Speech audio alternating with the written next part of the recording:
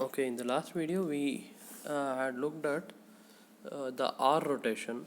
Now we'll look at the second rotation called as the left rotation or L rotation. So when do we perform this left rotation?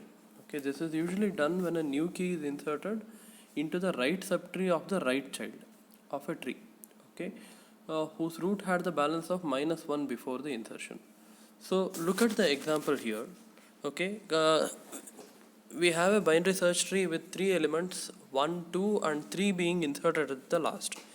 Imagine that we have not inserted 3 yet, we just have 1 and 2, in which case the balance factor of node 1 would have been -1 and 2 would have been 0. Okay, so at this point the root node 1 has a balance -1, this you have to note. And when we insert 3, okay, so since 3 is larger than 1, we go to the right branch of 1. Again we see 3 is still larger than 2, we go to the right branch of 2 and insert 3 there. At this point, again if we compute the balance factor, node 3 has balance factor 0, 2 has -1, and 1 which had earlier the balance factor of -1 has become -2. Okay, at this point the tree has become unbalanced. So how do we balance the tree? We now apply a L rotation. Okay, so we rotate the root node, okay, with its child node in the left direction, in a clockwise direction. Okay, imagine as if you are holding the node 2 and rotating 1 in the leftward direction or in the counterclockwise direction, anti-clockwise direction. Okay, so by doing so we get the binary search tree shown on the right, where the balance factor after the L rotation is 0 for all the nodes. Okay, so now this tree is balanced. In the general case, what we have is we have a root node and it has a right child denoted by C. C can have left subtrees and right subtrees. Left subtree is T2, right subtree is T3, R's left subtree is T1. Now if I insert a child to T3, to the right subtree T3, then this would lead to an imbalance which would require a L rotation. So what we do there,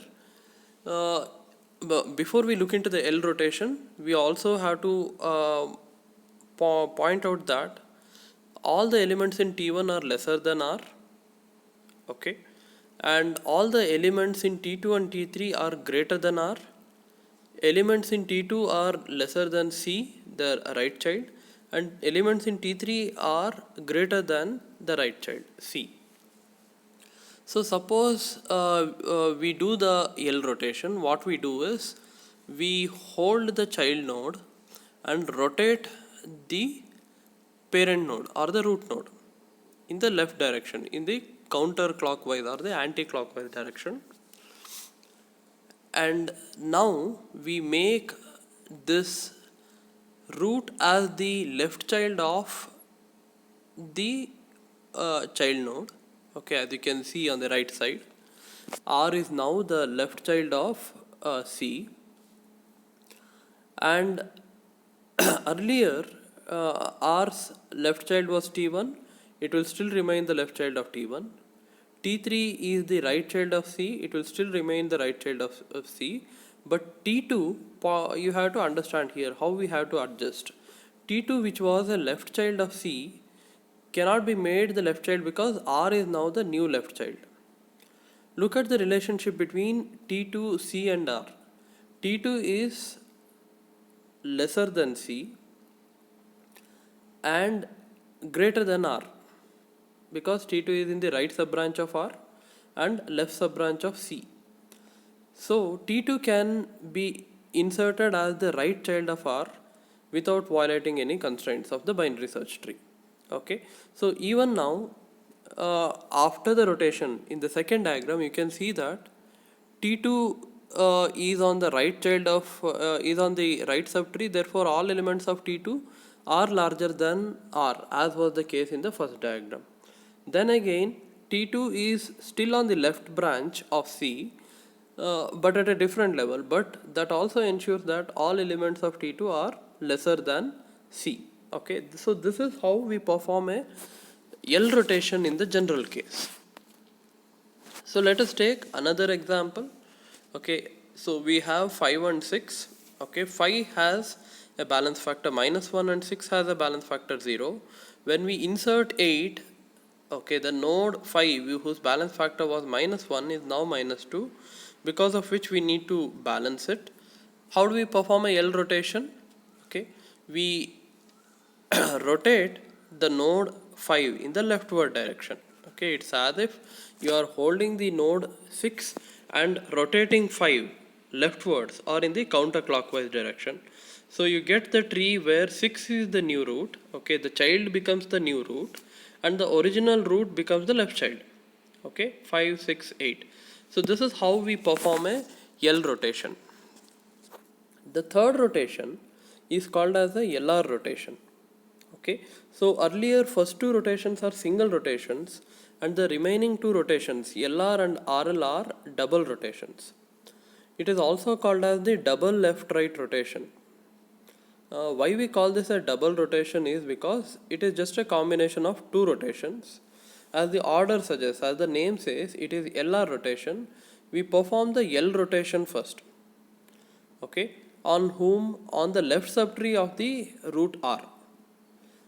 After performing the L rotation on the left subtree of the root R, we follow it up by the R rotation of the new tree rooted at R. Okay, let us try to understand this. Okay, so you have to understand here, we first perform a left rotation and then perform a right rotation. But where on which subtrees we have to do, let's look at the example here. Okay, so look at the example here. We have a binary search tree with 3 as the root, 1 as its left child and 2 as the right child of 1. So if we calculate the balance factors, 2 has a balance factor 0, 1 has -1 because its left branch is empty, and 3's balance factor is 2. The height of this tree is 2. The left subtree's height is 2. 2 minus 0 is 2 itself. So in a AVL tree, we cannot have nodes with balance factors other than 0, 1 and -1. So 3 is violating, node 3 is violating our requirement of being an AVL tree. So what we do here is, look how the LR rotation is being performed. Okay, so first we rotate the child node. Okay, we perform a L rotation. Okay, you have to imagine the L rotation as holding 2 and then rotating 1 in the left direction. So that makes it that results in 2 being the parent of 1. Okay, and still it doesn't violate the requirement of binary search tree. 1 is still lesser than 2 because it's on the left branch. And after that we perform a R rotation. Okay, you can imagine 3 being rotated in the clockwise direction, attaching it as the new right child of 2. Okay, so that's why the name LR rotation. First, holding 2, we have rotated 1 in the left direction, which will result in 2, 1. After that, we are performing a right rotation on the node 3 by attaching it as the right child of the node 2. Okay, so let's look at the general case. Consider this LR rotation that is shown in the first diagram. You should pay attention to the arrangement of these special nodes R, C and G. R is the root at which the balance factor is violated. Okay, so the balance factor is 2 there, and C is the left child of R and G is the grandchild of R and the child of C on the right branch. And they can have subtrees. C can have a left subtree, G can have a left subtree T2, a right subtree T3 and R can have a right subtree T4. If we are inserting any element either in T2 or T3, below T2 or T3 as shown in the diagram, the balance factor is going to be violated. So how do we balance this? We perform the LR rotation. So what we do here is, we rotate C and make it the left child of G. Okay, so now G is the root, new root, and C is its left child. Okay, because we have performed a left rotation. Look on the right hand side now and compare it with the first diagram.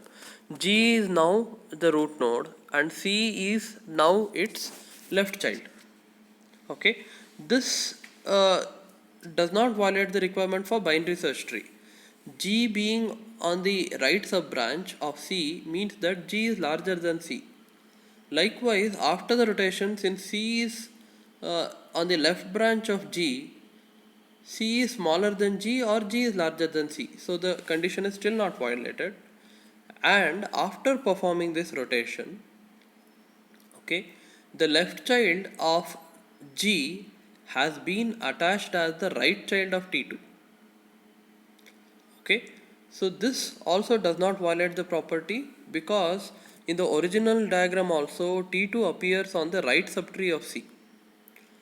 So all elements of T2 are larger than C. Now if they are made are directly attached to C as the right sub branch, still the condition is not violated. Okay, T1 still remains the left child of C. And now the remaining part R, what do we do with R? So we rotate R and make it the right child of G. Okay, we perform a right rotation. You should imagine as if we are rotating R in the rightward direction and making it the right child of G. And to this node R, we make T3, which was earlier the right child of G, as the left child. Okay, T3 now becomes the left child of R, and T4 becomes the right child of R as earlier.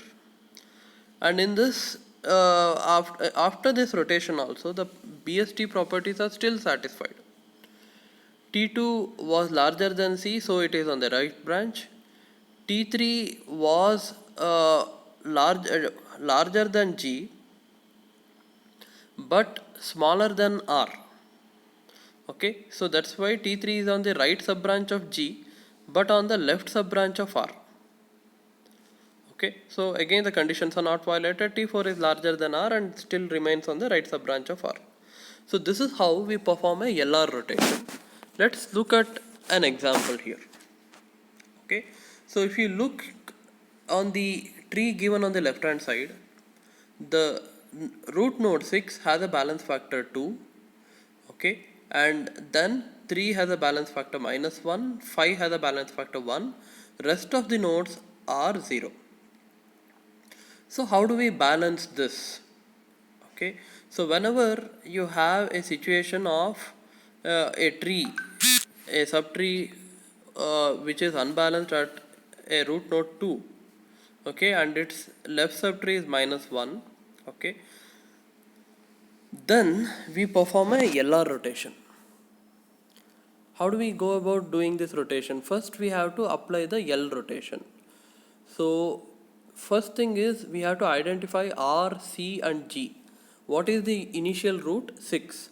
What is its left child? 3. What is its right child or the grandchild of 6? 5. Okay, which is the grandchild of 6 and the child of 3. So after identifying RCG, you can again go back and refer. Okay, so look into the situation when you have a node with balance factor 2 and you have its left child and the left child in turn has a right child. We are going to perform a LR rotation. So now we first need to perform LR rotation. We should make the grandchild the new root. Okay, so how do we do that? We rotate 3 and attach it as the left child.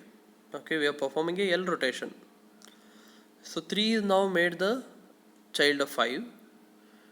2 will be the left child of 3 and 4, okay, which was the attached as left child of 5, now will be attached to the right branch because 4 is larger than 3. So this is the L rotation. After this, we need to perform a R rotation. What we need to do, we need to make the root node the right child of the G. Okay, G which was 5 in the left diagram, now it is the new root.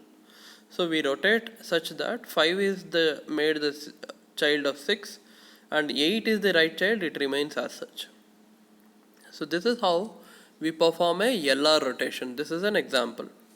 After performing the LR rotation, if we happen to compute the balance factors, you can see that all of them are either 0, 1 or minus 1, because of which we can say that it is an AVL tree.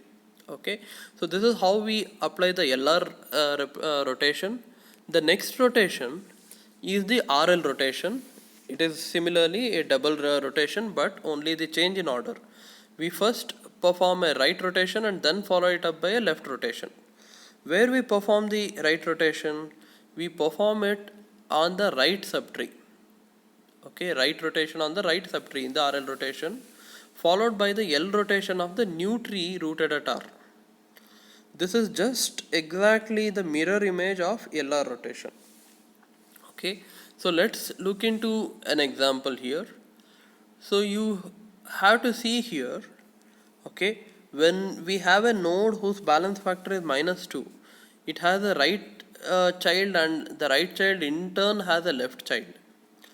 Then we are going to apply an RL rotation. So how do we do this RL rotation? We keep 2 as the node. So what is R, C and G? R is 1, C is 3, G is the grandchild is 2.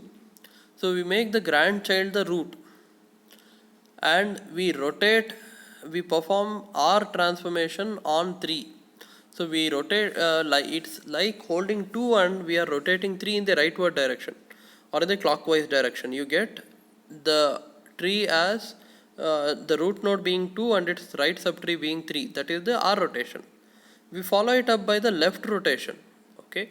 So what we do is we rotate 1 in the leftward direction and attach it as the left child of G. Okay, R is made as the left child of G, C is made as the right child of G.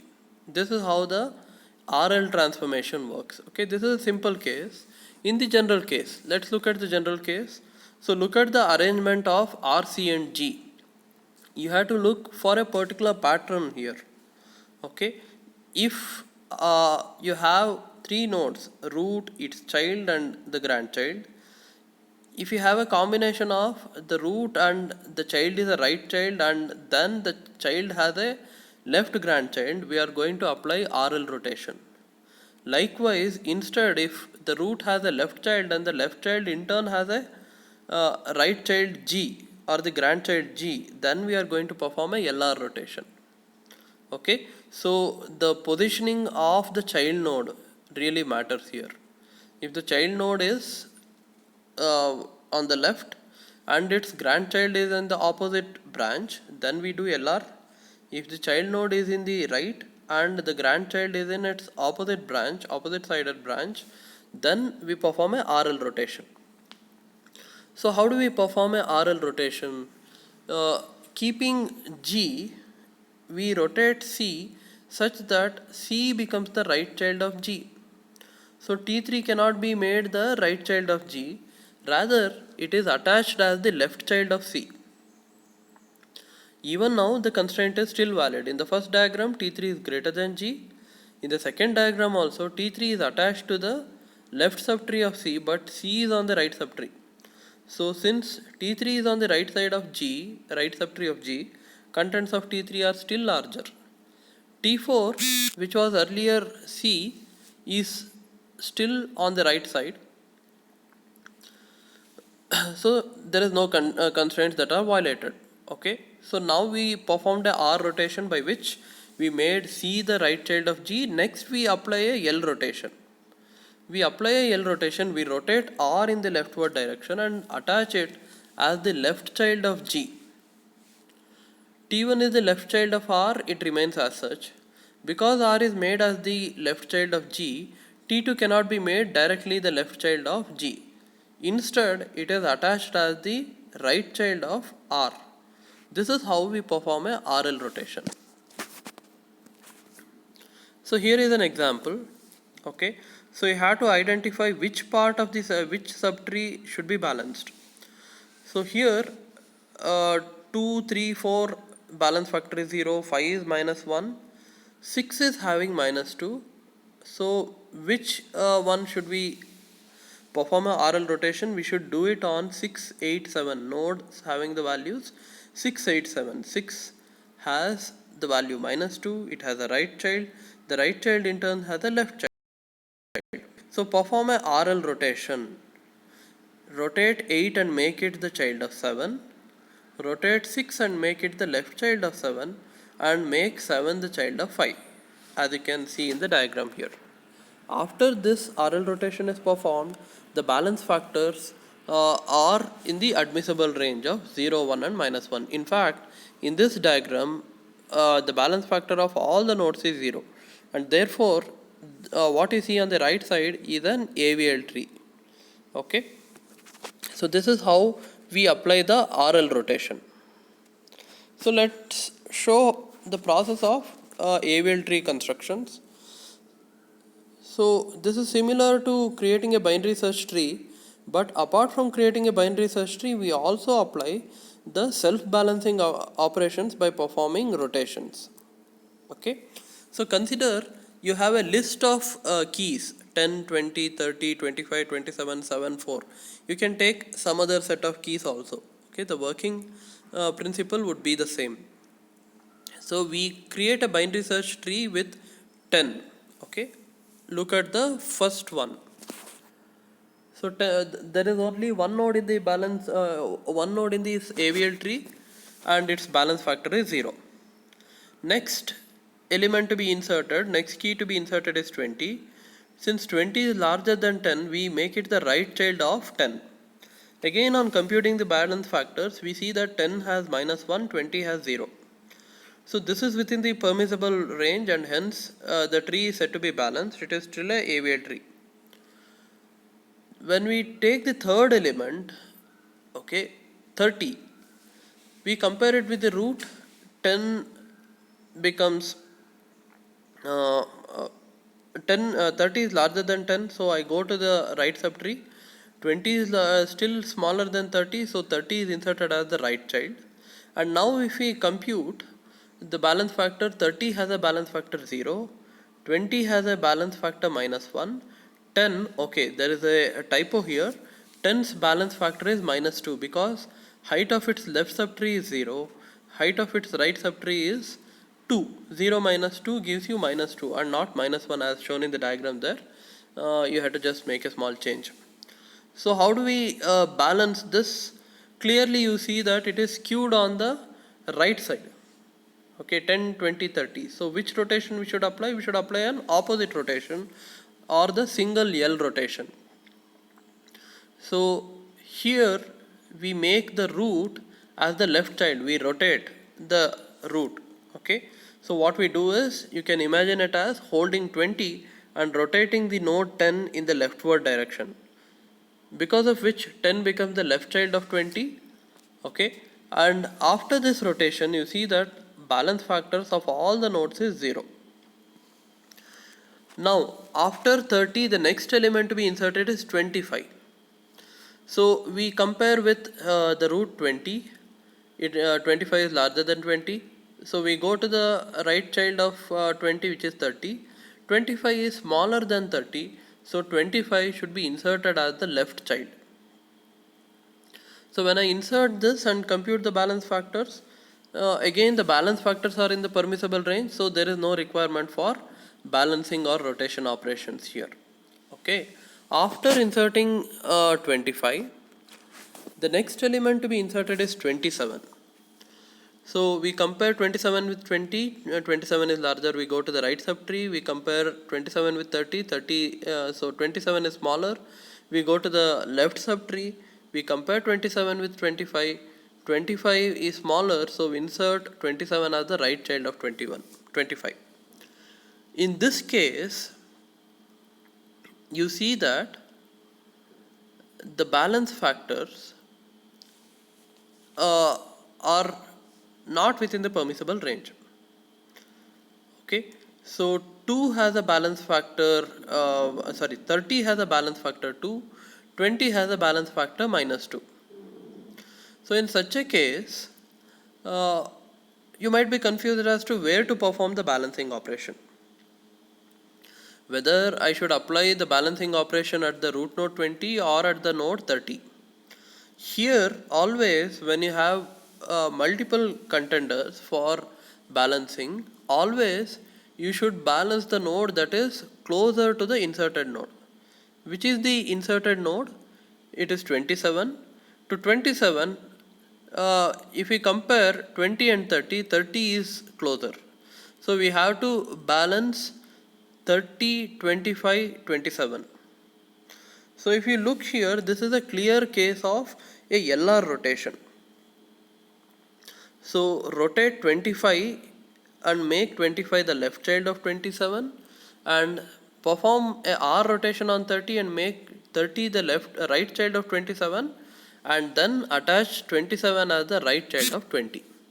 Okay, so this is now balanced. If we check as shown in the diagram, all the nodes have a balance factor of either 0 or -1, which are valid.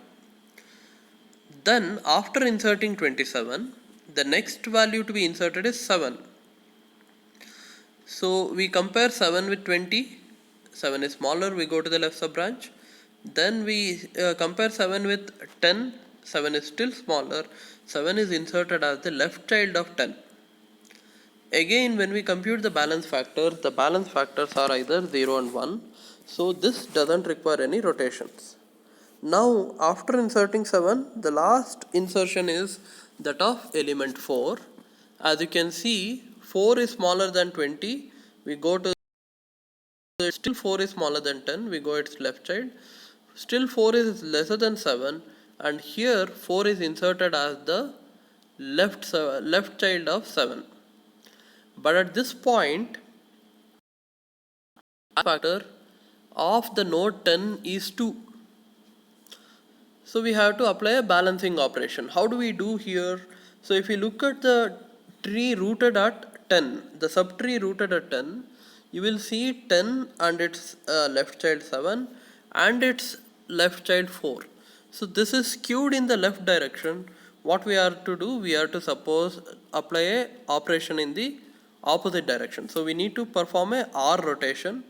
What we do is, imagine you are holding on 7 and rotating 10 in the rightward direction, in the clockwise direction, and then making 7 the left child of 20. Now, if you compute the balance factors after the R rotation, you will see that all the nodes have the balance factors as 0, and because 0 is a allowed balance factor in a AVL tree, the resulting one is an AVL tree. Okay, so this is how we construct an AVL tree by means of inserting keys serially. Whenever a key violates the balance requirement, the tree is self-balanced by performing one of the 4 rotations: R rotation, L rotation, LR or RL rotations.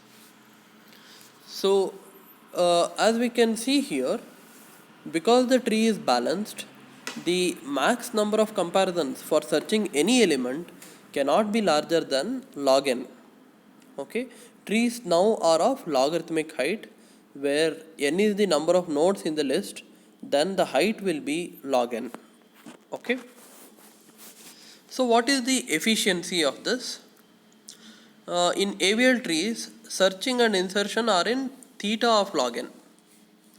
Okay, in the worst case. Deletion, however, is still more complex, but the efficiency is still logarithmic, because for deletion you need to first perform a search, and once you find the search, you are to delete only that particular node. So the deletion is also in log n. But what is the problem with AVL trees is that the AVL trees require frequent rotations. Okay, whenever we insert a new node, majority of the times we need to perform balancing operations. Okay, and because of this, a AVL tree might not be that optimal. So this is one of the drawback of AVL tree, because each insertion may usually lead to a requirement of performing a rotation operation. So just to give a quick recap, okay, this is how you have to remember all the 4 rotations and how to apply them. Okay, so in the first case, L rotation, if you have a tree skewed in the right direction, okay, let's say we have a node A which has a child B, and that in turn has a child C on its right branch. So A's balance factor is 2. This is unbalanced. So to balance this, what we do, we rotate this in the L direction. How do you think of the rotate direction?